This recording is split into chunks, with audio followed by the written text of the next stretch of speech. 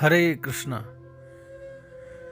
हम यहाँ पाप या पुण्य करते हैं, शुभ अथवा अशुभ करते हैं, किसी का हित अथवा अहित करते हैं तो इस शरीर से और यहाँ के पदार्थों से करते हैं।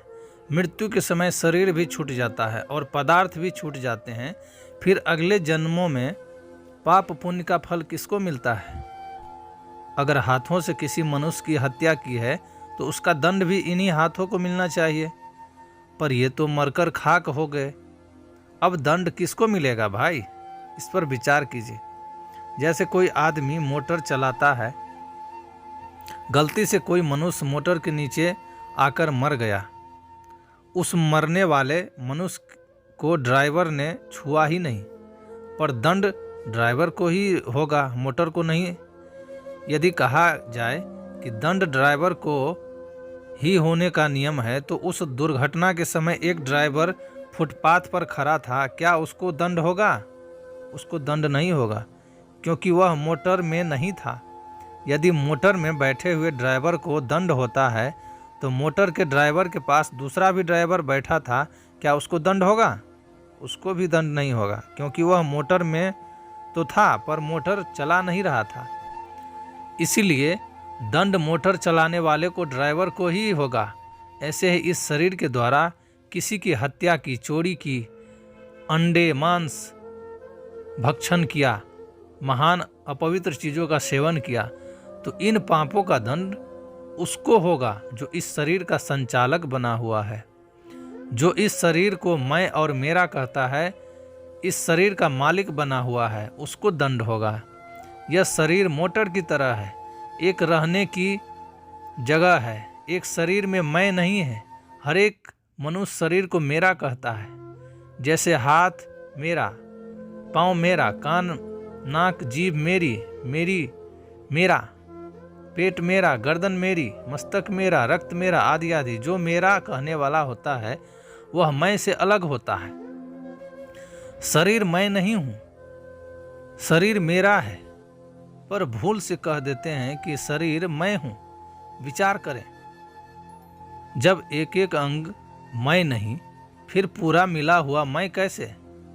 शेर भर चावल हो तो उसका एक एक दाना तो है चावल, और जब मिलकर एक शेर हो जाए तो हो जाए गेहूँ। क्या ऐसा हो सकता है? नहीं हो सकता। इसलिए शरीर मैं नहीं है, पर भूल से इसको मैं मान लेते हैं। शरीर तो यहीं पड़ा रहता है और इसको मैं और मेरा कहने वाला चल देता है और पाप पुण्य का फल भोगता है। तो कर्म, जो कर्म करता है वही कर्म का भोक्ता बनता है। कर्ता और भोक्ता क्या चीज़ है, इस पर विचार कीजिए।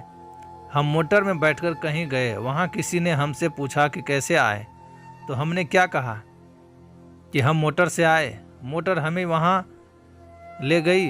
यदि हम मोटर में ड्राइवर को न बैठाए तो क्या मोटर हमें वहाँ ले जाएगी? नहीं ले जाएगी। ड्राइवर हमें वहाँ ले जाता है। अगर हम कहीं बैठ जाएं और ड्राइवर को भी बिठा दें और कहें कि आप हमें अमुक जगह ले चलिए, तो क्या वह हमें वहाँ ले जा सकता है? नहीं ले जा सकता है। हमें वहाँ न तो केवल ड्राइवर ले जा सकता है, न मोटर ले जा सकता है। वहाँ ले जाने की क्रिया न तो केवल ड्राइवर से होती है, न केवल मोटर से होती है। जब दोनों मिलते हैं तब क्रिया होती है। जब चालक होता है तब यंत्र चलता है।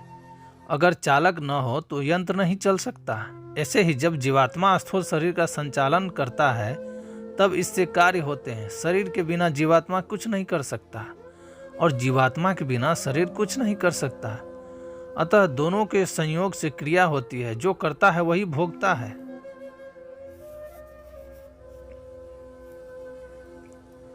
क्रिया करने में शरीर की प्रधानता होती है और फल भोगने में जीवात्मा की प्रधानता होती है।